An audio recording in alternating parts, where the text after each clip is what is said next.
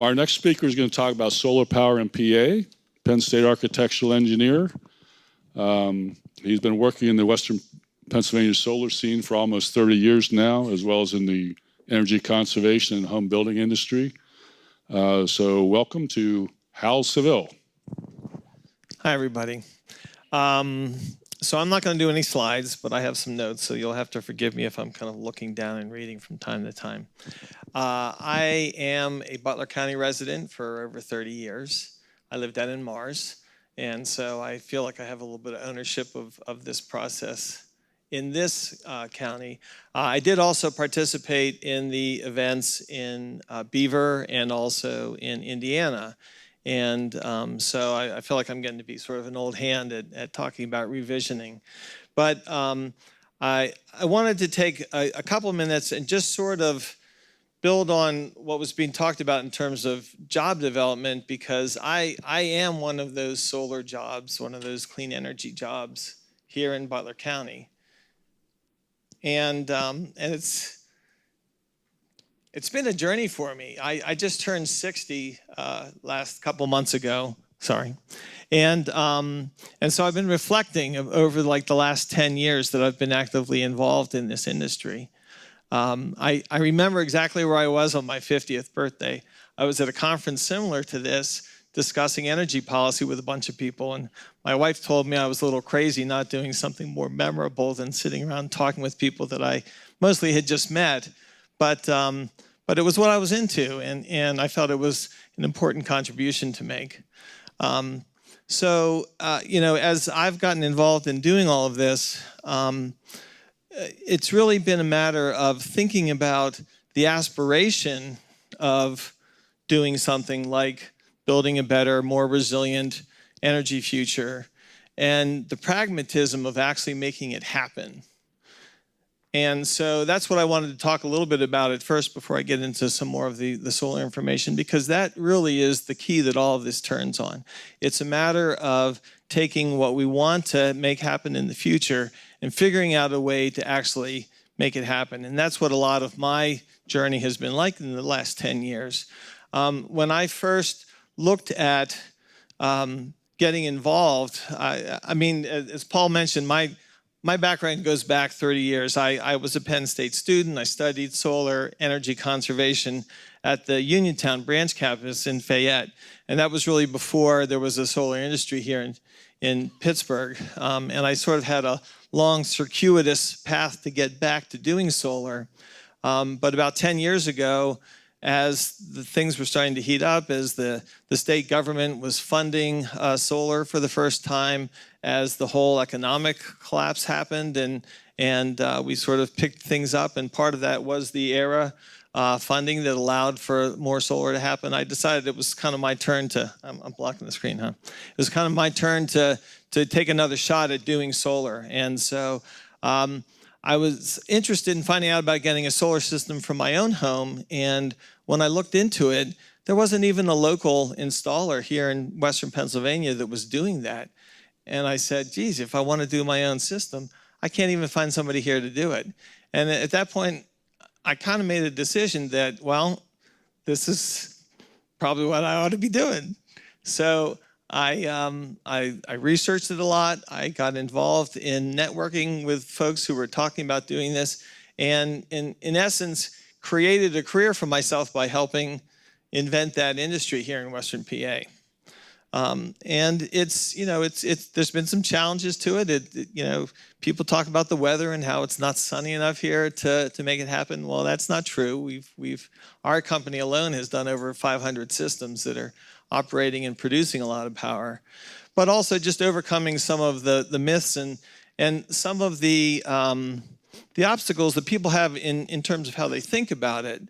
One of the trickiest things is that you have to develop a long-term vision for being able to think about your energy generation and affordability and the resiliency of it in terms of decades rather than months, right? I mean, we're used to paying our electric bill every month, but you have to think about it in terms of, if I really want to be resilient and save that energy, that I need to be able to figure out a way to afford to build a system up front that's going to supply my energy needs for the next 25 to 35 years. And that's a change in the way people think about it. And that's one of the fundamental things that needs to happen to get, again, from that aspiration of doing something to the pragmatism of making it happen. So, that was been one of the challenges. As I personally got involved in doing this, I realized that I had to change some of who I was and to become, a solar guy. One thing I realized is that I had to sort of push my politics and my philosophies a little bit into the background in order to be able to provide the ability for people from all different political tribes and parties to get involved in this movement.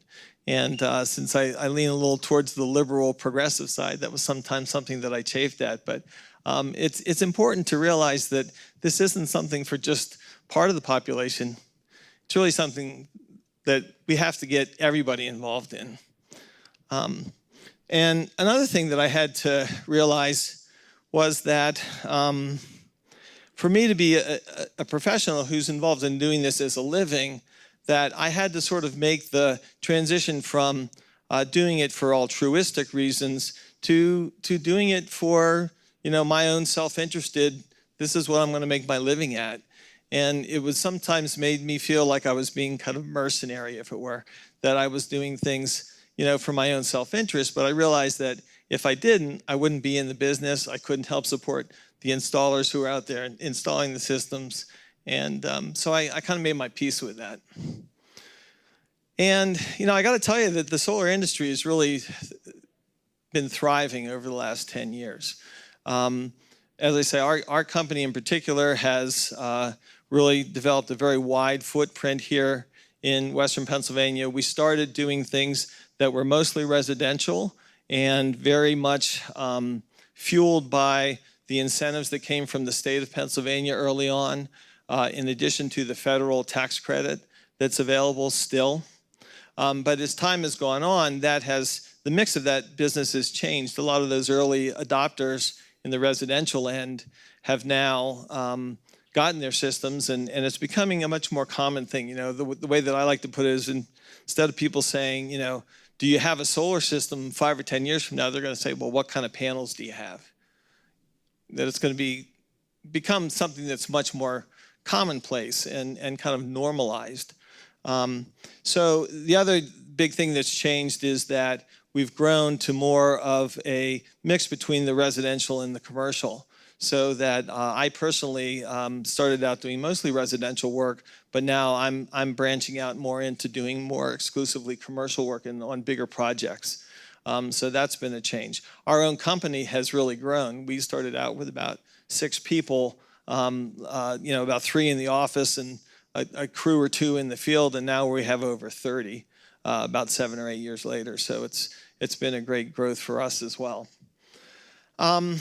As far as the solar industry where it is today, we're really at a turning point in many ways. A lot of the incentives that have been available for the last several years to really get the energy off the ground, the rebates from the state, for example, some of the grants that were available, those have pretty much run their course. The federal tax credit, which is still the biggest incentive, it's a 30% credit off the cost of a system. That's due to phase out starting next year, and over the next few years after that to go from 30 to 20 to 10%, et cetera. And so, what we're looking at is a situation which is really what was planned, that as the cost of energy the cost of solar energy has come down, that those incentives that were there to kind of spark those early adopters would phase out over time. But it means that solar has to stand on its own now, right? It's got to become that thing that people are willing to do, that becomes a normal part of the consideration of the investment that they make in their own lifestyle, in their standard of living. So that's some of the big challenges that we're seeing. As far as technology goes, one what's happening is, as was mentioned, the cost of solar panels has come down significantly. It's sort of leveled off. It's kind of that hockey stick thing. You know, you kind of run out of room to keep reducing the cost. And from a technological standpoint, the main bulk of the solar panel, what the stock is of solar panels, the technology isn't necessarily changing that quickly as far as the panels go. The inverters a little bit more so. Where the real big change is happening, though, is in batteries and in storage. Between, you know, shifting from lead acid to lithium ion, some other more exotic things like fuel cells, and not just talking specifically about solar directly, but the ability, for example, to store energy as hydrogen and then to burn that, which is a clean source. But you got to generate that hydrogen to begin with, and one technology has to do with actually generating that from solar energy and then getting the hydrogen, which you can then store almost like you would store energy in a battery and then burn it later when it's needed. So there's a lot of interesting technologies that are sort of on the edge of coming into common practice and commercial viability that we're going to see over the next several years.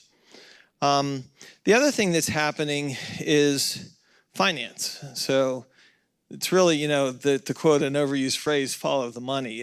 It's all about how you can afford to invest a good chunk of money up front to have that benefit all along through the life of the system.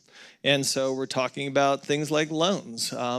For example, in the commercial end of things, what's becoming very important is financing coming from mission-driven lenders who are offering low-rate loans to things like nonprofits or government entities who are able to basically invest that money up front that they would have spent on the energy anyway, and then be able to pay back that loan in a fashion that allows them to do what I call sort of green break even. So in other words, you're spending about the same amount of money that you would have spent, but you're doing it in a clean way. So as much of that as you can do, you're ahead of the game environmentally. Some of the more innovative ways of doing that, for example, because with nonprofits, tax credits can't really be utilized because they don't pay taxes.